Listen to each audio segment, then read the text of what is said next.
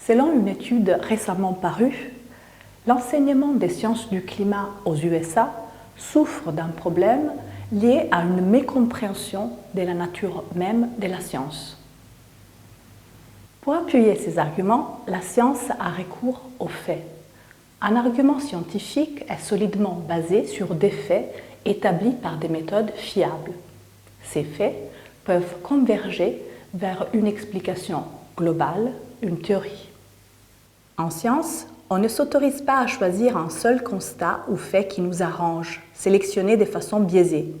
Par exemple, même s'il fait froid une journée, voire un hiver entier, ça ne prouve en rien l'absence d'un réchauffement climatique.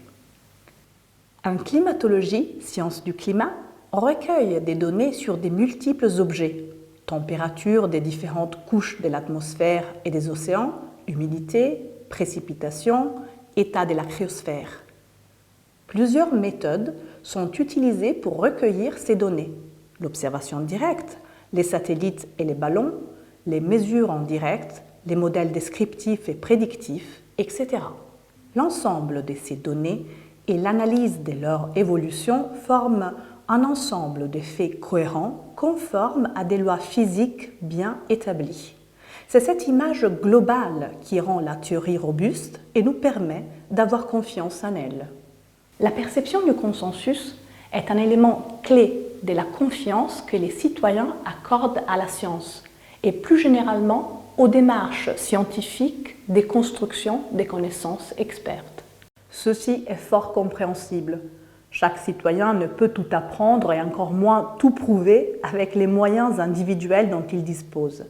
Il nous est donc indispensable, pour prendre des décisions éclairées, de se référer à des experts et de leur faire confiance.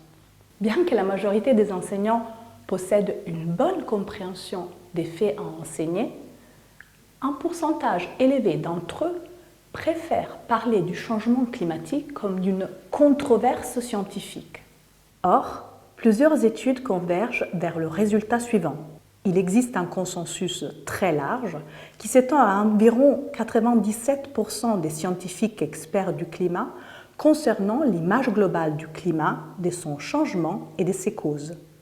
Certes, des aspects particuliers sont débattus, comme il en arrive dans toute science, mais la théorie dans son ensemble est largement consensuelle. Cela montre qu'en aucun cas, on ne peut présenter les changements climatiques comme une controverse scientifique. Cette position est d'ailleurs très dangereuse.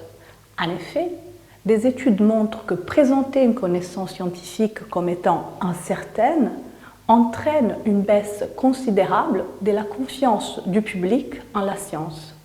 La stratégie du doute a déjà été utilisée par le passé pour minimiser certains résultats scientifiques aux yeux des citoyens et des décideurs, comme ceux liant le cancer du poumon à la consommation de tabac, par exemple. Pour conclure, la confiance est un élément clé pour pouvoir exploiter correctement les connaissances qui sont mises à notre disposition.